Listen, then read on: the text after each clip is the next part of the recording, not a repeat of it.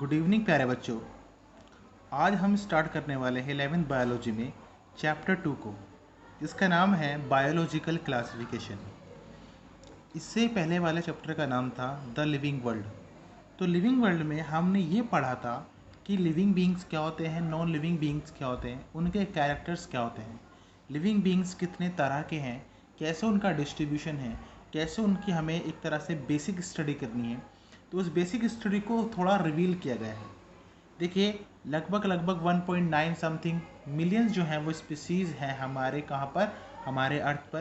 तो इतनी सारे जीव हैं, इतने सारे ऑर्गेनिज्म हैं, उनकी हम कैसे स्टडी कर पाएंगे।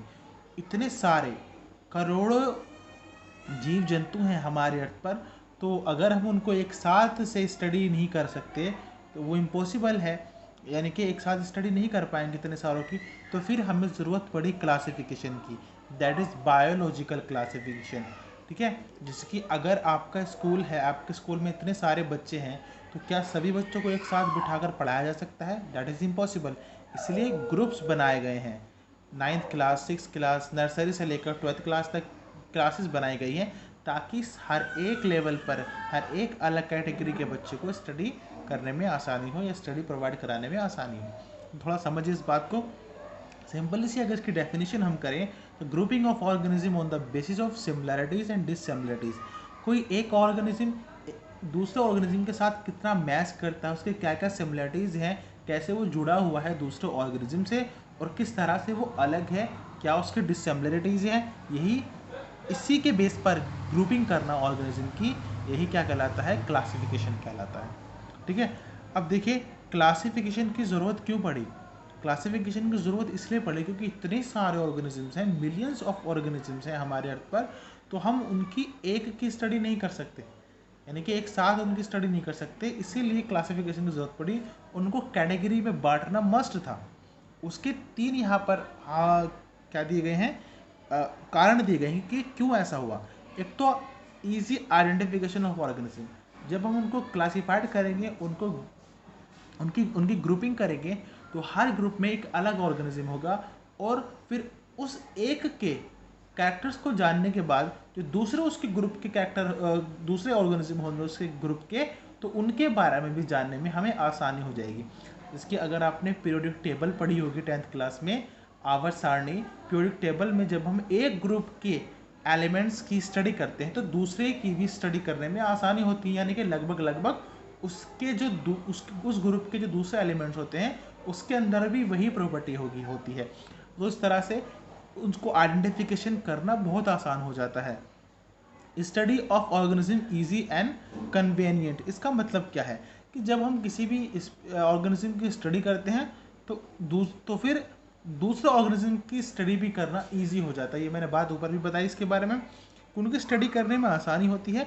उनको क्लासिफाइड करके, उनको ग्रुपिंग करके, उन्हें छांट कर, उनको अलग करके ग्रुप बनाकर स्टडी करना आसान होता है। जैसे कि अगर हम कोई काम एक साथ करते हैं तो ज़्यादा भारी लगता है, लेकिन जब हम उसको छोटे टुकड़ों में करते हैं, उसको छोटे ग्रुप में करते हैं या कहते हैं हिस्से में करते हैं, तो वो ज़्यादा आसान होता है। तो इसीलिए helps to stabilize the evolutionary relationship among different organism. ये भी बात मैंने बताया कि एक ऑर्गेनिज्म दूसरे ऑर्गेनिज्म से कैसे जुड़ा हुआ है, कैसे वो रिलेट करता है, और डिससिमिलैरिटीज रिप्रेजेंट करता है दूसरे ऑर्गेनिज्म से एवोल्यूशनरी बेस पर। जैसे कि हमारे अंदर जो कैरेक्टर्स हैं वो किसके हैं? मंकी के हैं, एप्स के हैं। तो हम उनसे थोड़ी सी सिमिलरिटीज़ व्यक्त करते हैं।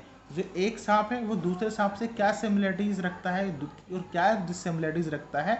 तो ये सारी चीज़ें जो हैं वो एवोल्यूशनरी बेस पर हैं। तो इनकी स्टडी करना भी क्या हो जाएगा, जब हम इसको स्टडी करेंगे, इस चीज़ को स्टडी करेंगे, तो फिर एवोल्यूशन को स्टडी करना भी आसान हो जाएगा। अब क्लासिफिकेशन के बारे में थोड़ी सी हिस्ट्री के बारे में पढ़ते हैं कि क्लासिफिकेशन कहाँ से स्टार्ट हुआ।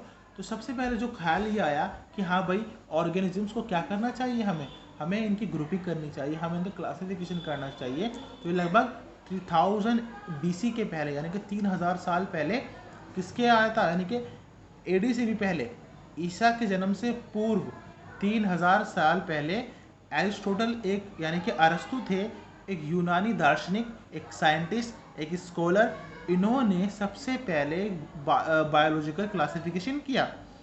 ठीक है। सबसे पहले इन्होंने काम किया, ये आपको पता हो कि ये जो महान राजा बादशाह हुए हैं कहाँ के, यूनान के सिकंदर, उनके गुरु भी थे। तो अरस्तु ने सबसे पहले क्लासिफिकेशन किया फर्स्ट टाइम इन हिस्ट्री। तो ये जो क्लासिफिकेशन था ये मॉर्फोलॉजिकल कैरेक्टर और हैबिटेट पर बेस्ड था, यानी कि ये साइंटिफिक नहीं था बेटा, इसीलिए ये आगे जाके सक्सेसफुल नहीं हुआ। इसकी थोड़ी खामियां थी, अब खामियां थी या कुछ था, लेकिन शुरुआत तो इन्होंने की। इसीलिए जो क्लासिफिकेशन की जो प्रेरणता है, जनक है एक तरह से, इनको माना गया कि इन्होंने पहली बार किया था। लेकिन वो साइंटिफिक नहीं था, ये हम कह सकते हैं। ठीक है, साइंटिफिक क्यों नहीं था? क्योंकि मॉर्फोलॉजिकल कैरेक्टर्स को और हैबिटेट कैरेक्टर्स को ही इन्होंने क्लासिफिकेशन का बेस मान लिया था।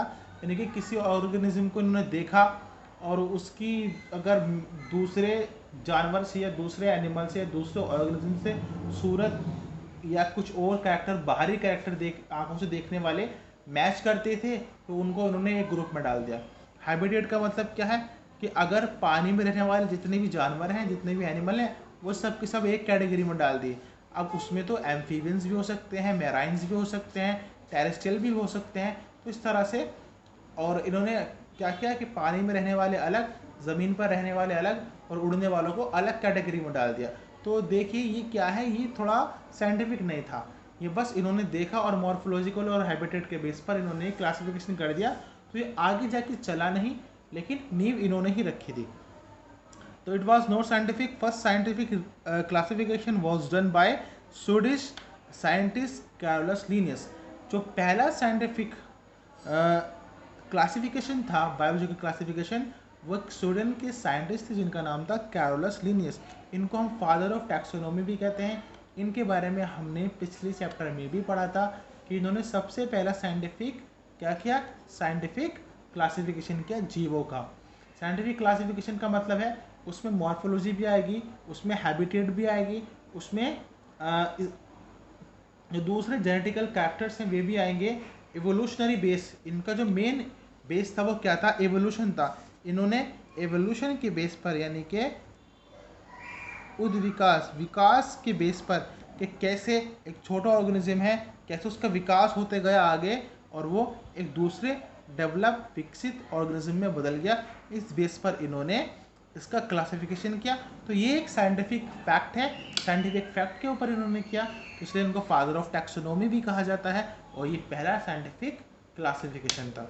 इसके बाद जो साइंटिफिक क्लास जो बायोलॉजिकल क्लासिफिकेशन आए वो तीन तरह के आए: artificial system of classification, natural system of classification, phylogenetic system of classification. तो इन तीनों के बारे में हम नेक्स्ट वीडियो में पढ़ेंगे कि 2 किंगडम क्लासिफिकेशन क्या होता है, 3 किंगडम क्लासिफिकेशन क्या होता है और 5 किंगडम क्लासिफिकेशन क्या होता है, मोनेरा क्या है, प्रोटिस्टा क्या है, फंगस क्या है और प्लांटिक क्या है और एनिमेलिया क्या है, इन सभी के बारे में हम पढ़ेंगे। तो आज की वीडियो में इतना ही, बाकी हम कल डिस्कस करेंगे। धन्यवाद।